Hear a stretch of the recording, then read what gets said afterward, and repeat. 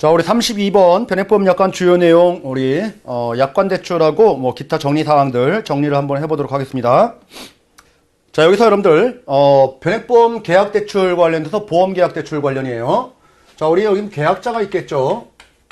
계약자가 있고 여기 이제 일반 계정이 있고 특별 계정에 내 적립 금액이 있을 거예요. 특별 계정에. 자, 그런데 항상 여러분들 중도 인출이라든지 약관 대출과 관련된 거, 그리고 우리 지난 시간에 공부했던 월 대체 보험료와 관련된 부분들은 항상 적립금 전체 금액의 범위가 아니고 해지 환급금 범위 내에서 우리가 진행이 되는 거죠. 자, 약관 대출을 신청을 하게 되면은 특별 계정에 있는 적립 금액이 일반 계정으로 오고 계약자한테 이렇게 대출이 진행이 되는 겁니다. 자, 상환을 하게 되면은 원금을 상환하겠죠. 그리고 이자도 상환하겠죠. 자, 원금들은 이쪽으로 이제 특별 계정에 이체되면 되는 거고요. 자, 이자도 마찬가지로 특별 계정에 다 들어옵니다. 자, 이게 바로 변액보험 약관 대출의 특징인 거죠.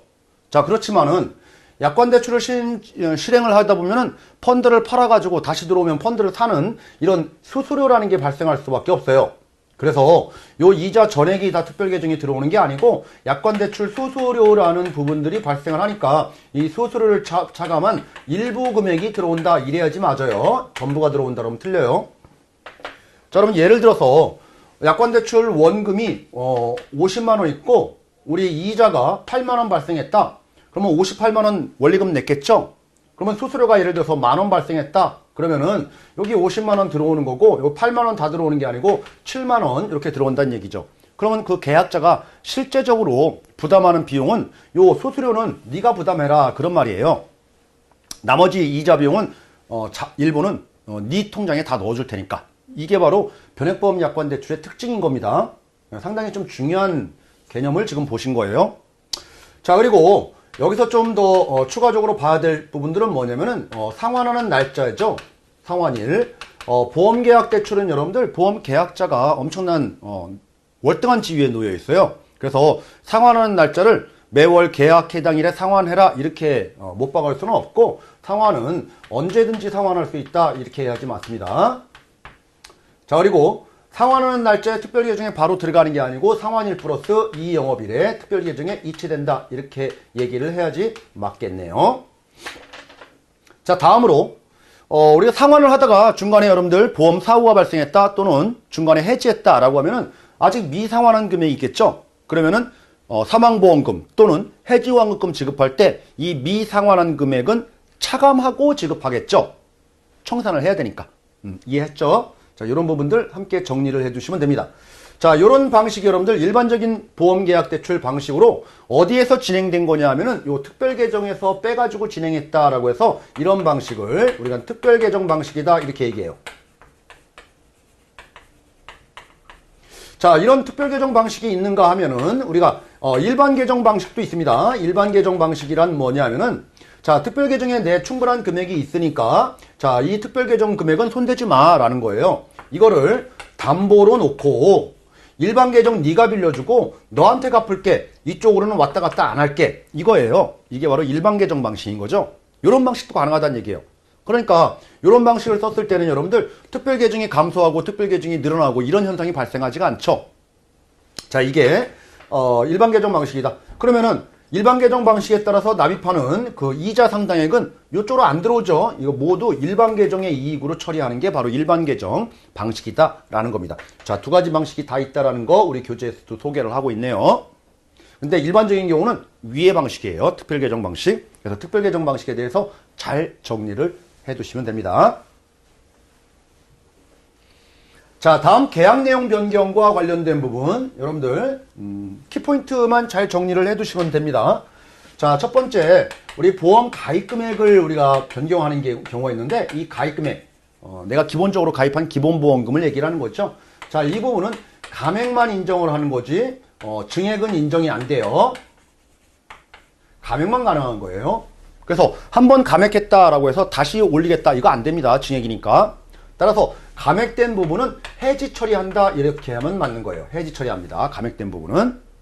그리고 이 감액은 여러분들 우리 변액보험은 기본보험금과 플러스 변동보험금이라는 게 주계약의 한 식구잖아요. 이렇게 이게 주계약이잖아요. 그래서 기본을 감액하면 변동도 같은 비율로 감액되는 거지 따로따로 감액할 수는 없다라는 거.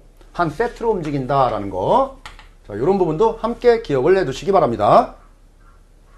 자, 다음으로 우리 변액보험을 유사한 일반보험으로의 전환 요거 가능해요. 근데 그 일반보험을 다시 변액보험으로 가겠다 요거는 안 받아줘요. 요거는 되지만은 자, 요런 것들도 있다라는 거. 요게 핵심 포인트 요 정도 두 가지는 기억을 해 두셔야 되겠네요. 자, 다음으로 가서 여러분들 세 번째 특별계정 폐지 사유예요. 펀드 폐지 사유죠. 자, 무단히 펀드를 폐지할 수는 없고요. 일정한 이유가 조건이 충족했을 때만 폐지를 하는 겁니다.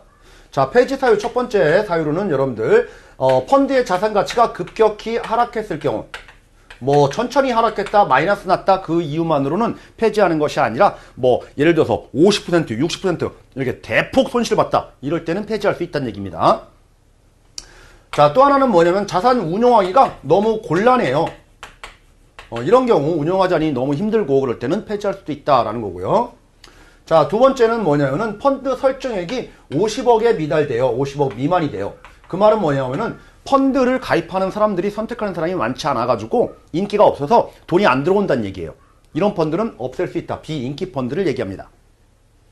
자, 세 번째, 펀드가 투자하는 곳이 소멸됐을 경우, 사라졌을 경우에 예를 들어서 모 주식회사 주식을 투자하는 펀드였는데 그 회사가 이제 문을 닫았대요. 그러면 투자할 수 있는 곳이 없어졌기 때문에 펀드는 폐지할 수 있다라는 겁니다.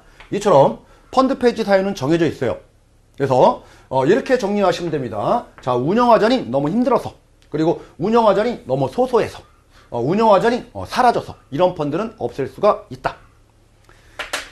자, 이 펀드가 폐지되면 여러분들 요 폐지와 관련된 안내문을 우리 고객한테 보내줘야 되는 거고요. 자, 고객은 펀드 폐지에 따른 다른 펀드로의 변경을 하면 되는 거죠.